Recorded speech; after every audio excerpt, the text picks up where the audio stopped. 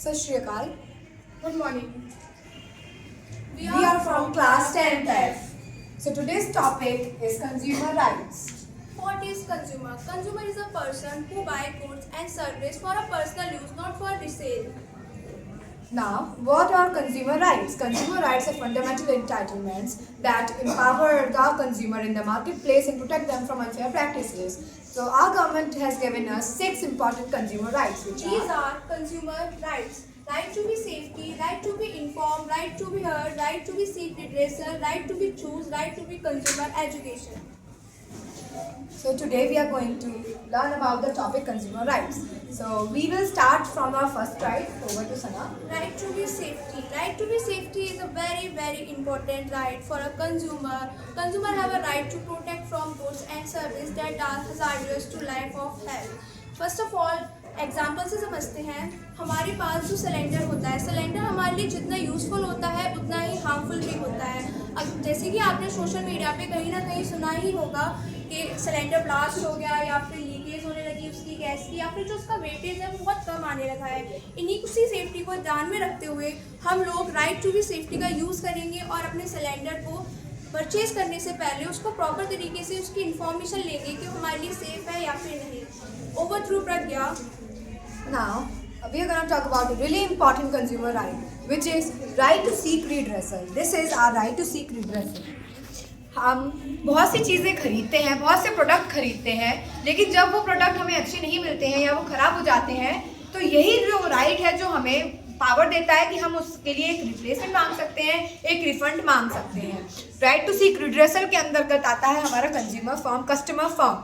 हमारे 3 कोर्ट होते हैं. एक है डिस्ट्रिक्ट कंज्यूमर कोर्ट, एक है स्टेट कंज्यूमर कोर्ट और एक है नेशनल कंज्यूमर कोर्ट.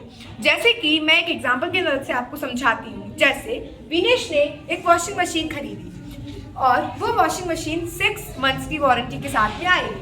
विनेश ने वो वॉशिंग मशीन 3 मंथ तक यूज़ करी, लेकिन उसके बाद वो ख़राब हो गई, वो चल ही नहीं रही थी. तो वो शॉपकीपर के पास गई और उसने कहा कि मुझ में वारंटी है, वारंटी कार्ड है, मुझे ये मशीन जो है ये रिप्लेस कीजिए, इसके पार्ट्स रिपेयर कीजिए. लेकिन शॉपकीपर ने मना कर दिया. तो ऐसे में विनेश क्या करेंगी?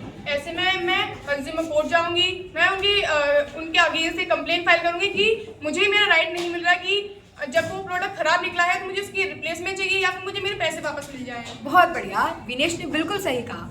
ऐसे में हम किसी भी कोर्ट में जाके अपनी एक FIR दर्ज करा सकते हैं. उसी के अंतर्गत जो हमारा जो प्रोडक्ट है वो रिपेयर होके आएगा और उसके साथ साथ हमें एक कन्वीनियंस फीस भी मिलती है, जो हमें इनकन्वीनियंस उठाना पड़ता है कोर्ट तक आने में और बाकी चीज़ें करने में. यही है हमारा राइट टू सीक रिड्रेसल. आइए चलते हैं हमारे अगले राइट की ओर. Over to Vinesh. Right to choose. Right to choose एक बहुत ही महत्वपूर्ण, बहुत ही ज़रूरी राइट है, क्योंकि राइट टू चूज का मतलब है कि अगर आप किसी भी शॉप पे या किसी भी जगह जहाँ जा रहे हो कोई भी प्रोडक्ट परचेज करने के लिए, तो आपके पास उसकी वैराइटीज़ होनी चाहिए. अगर आपके पास वैराइटीज़ नहीं होगी तो आप चूज़ कैसे करेंगे? राइट टू चूज का मतलब है कि आप किसी शॉप पर गए, आपने बहुत सारी वैराइटीज़ देखी, उसमें से आपको जो पसंद है आपने वो खरीदी. फॉर एग्जाम्पल, अगर मैं एक कार खरीदने जा रही हूँ, जैसे मैंने यहाँ पे कार का एग्जाम्पल दिखाया भी है. अगर मैं कार खरीदने जा रही हूँ और अगर मुझे वहाँ पे ऑप्शंस नहीं मिलेंगे तो मैं अपनी पसंद की कार ढूंढूंगी कैसे? यहाँ पे एक ब्लू और ऑरेंज कलर की कार है. अब मुझे ब्लू कार पसंद है तो मैं ब्लू कलर की कार परचेज कर सकती हूँ, क्योंकि मेरे पास ऑप्शंस हैं. अगर मेरे पास ऑप्शंस होते ही नहीं तो मैं कोई कार पसंद ही नहीं कर पाती और अपनी पसंद के हिसाब से कोई कार खरीद ही नहीं पाती. And that is why right to choose is very important. Over to Sana. Right to be informed. Right to be informed is very useful for us. It guarantees access to accurate detail about product like expiry date, quality, price, and clear full label. So consumer can avoid harmful products and expiry products. जैसे कि आप देख सकते हैं ये जो Colgate है, ये जो टूथपेस्ट है वो कॉलगेट कंपनी का है और इसमें प्रॉपर तरीके से इसकी एक्सपायरी डेट या फिर जो भी इंग्रेडिएंट्स हैं वो रिप्रेजेंट किए गए हैं. अगर सपोज कीजिए अगर आप किसी शॉप पर जाते हैं और जो शॉपकीपर है वो आपको कॉलगेट देता है, जब आप घर पर जाते हैं तो आप देखते हैं कि वो तो एक्सपायर्ड है, फिर आप शॉप पर जाते हैं और उससे उसको रिप्लेस करने की बात करते हैं, पर जो शॉपकीपर होता है वो रिप्लेस करने से मना कर देता है और आपको फोर्स करता है एक्सपायर्ड कॉलगेट लेने के लिए. देन आप इस सिचुएशन में क्या करेंगे? प्रज्ञा बताइए, आप इस सिचुएशन में क्या करेंगे? मैं ऐसी सिचुएशन में कस्टमर फोरम में जाके रिपोर्ट कर सकती हूँ कि मुझे एक्सपायरी प्रोडक्ट दिया गया है और मुझे इसका फुल रिपेमेंट चाहिए। हाँ प्रज्ञा ने बिल्कुल सही बताया। चलिए आगे बढ़ते हैं अपनी दूसरी राइट की ओर। Over through Vinesh. And the another most important right is right to heard. We have a right that if a product is unable to fulfill our requirement, then we can file a complaint against it. जैसे कि सना ने अभी बताया कि अगर कोई product expire होता है या वो प्रोडक्ट विलिंग नहीं होता हमारी रिक्वायरमेंट को फुलफिल करने के लिए, तो ऐसे में हम एक कंप्लेंट फाइल कर सकते हैं। तो वो कंप्लेंट सुनी जाएगी और उसके खिलाफ कोई एक्शन लिया जाएगा।